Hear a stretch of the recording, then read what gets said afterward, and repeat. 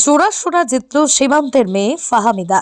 ১৩তম আন্তর্জাতিক ক্যারাটে চ্যাম্পিয়নশিপে জোড়াশোনা জিতে জেলার পাশাপাশি দেশের মুখ উজ্জ্বল করলেন মুর্শিদাবাদের জলঙ্গির দক্ষিণ ঘোষপাড়া মেয়ে ফাহামিদা নাসরিন। পূর্ব মেদিনীপুরের হলদিয়ার দুর্গাচক স্টেডিয়াম ময়দানে আন্তর্জাতিক ক্যারাটে চ্যাম্পিয়নশিপে কাতা বিভাগে শ্রীলঙ্কা এবং কুমি বিভাগে ভুটানকে হারিয়ে সোনার জোড়া পদক জেতেন ভারতীয় ছাত্রী ফাহমিদা। গত 30 এবং 31 ডিসেম্বর 2023 সালে আন্তর্জাতিক ক্যারাটে প্রতিযোগিতা অনুষ্ঠিত হয় পূর্ব মেদিনীপুরের হলদিয়ার দুর্গাচক স্টেডিয়াম মাঠে। সেখানেই অংশগ্রহণ করেন ফাহমিদা নাসরিন। ফাহমিদার পাশে সবসময় ছিলেন তার মা সেলিমা পারভীন, কোচ হিসেবে উপস্থিত ছিলেন। ফাহমিদার ক্যারাটে প্রশিক্ষণের শুরুতে অকথ্য ভাষায় কথা শুনতে হয়েছিল, কিন্তু আজ সোনার পদক জেতায় খুশি পরিবার ও এলাকার মানুষরা, গর্বিত গোটা এলাকাবাসী। কি বলছেন সেলিনা, শুনবো। ছাত্র জীবনে তো যখন আমি খেলছি এখন তো অনেক প্রবলেম হচ্ছে, কারণ আমার খেলার পাশাপাশি তো পড়াশোনাটা আছে। কারণ আমার খেলাটার থেকে মেন টার্গেট হচ্ছে আমার ইউপিএসসি, কারণ আমি আইএস কিংবা আইপিএস হতে চাই, তো আমাকে পড়াশোনাটা বেশি করতে হবে। তো আমি বিগত 7 মাস ধরে কোনো প্র্যাকটিস ছাড়াই তো খেলতে গিয়েছিলাম, তো প্রবলেম হয়েছিল, তবুও মানিয়ে নিয়েছি।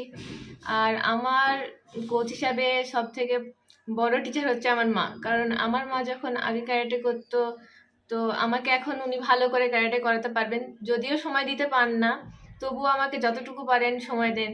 তো আমি বলবো আমার কোচ হিসেবে ফার্স্টে আমার মা আছে, তারপরে এর আগে আমি যখন শিখতাম তখন ডোমকলে মাহাতাব সেন্সি আছে, ওনাকে অবশ্য থ্যাংক ইউ জানাবো আমাকে শেখানোর জন্য। পরিবারের আমি সবার সাপোর্ট পেয়েছি, আমার নানিমা, নানু, মা, মানে আমাদের পরিবারের সবাই আমাকে খুবই সাপোর্ট করে এবং আমার যেটা প্রয়োজন হয় তারা সবাই সঙ্গে সঙ্গে এনে দেয়।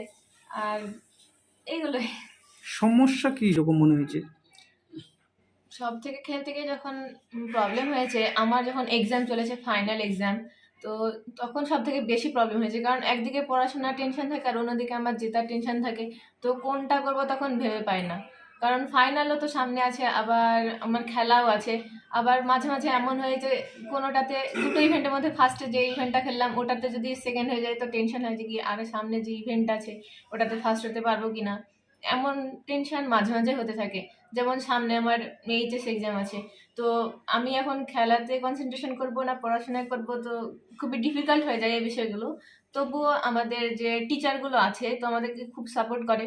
তো এখন আপাতত আমি ডোমকল সায়েন্স একাডেমিতে আছি, তো ওখানকার যে টিচারগুলো আছে সায়েন্স গ্রুপে তো খুবই হেল্প করে, কারণ আমি যখন খেলতে যাই তখন তো আমার ওই ক্লাসগুলো মিস চলে যায়। তো ওই ক্লাসগুলো কভার করার জন্য যে স্যারগুলো আছে, আমাদের ম্যানেজমেন্ট আছে খুবই ভালো, ওনারা আমাকে এক্সট্রা ক্লাস করিয়ে দেয়।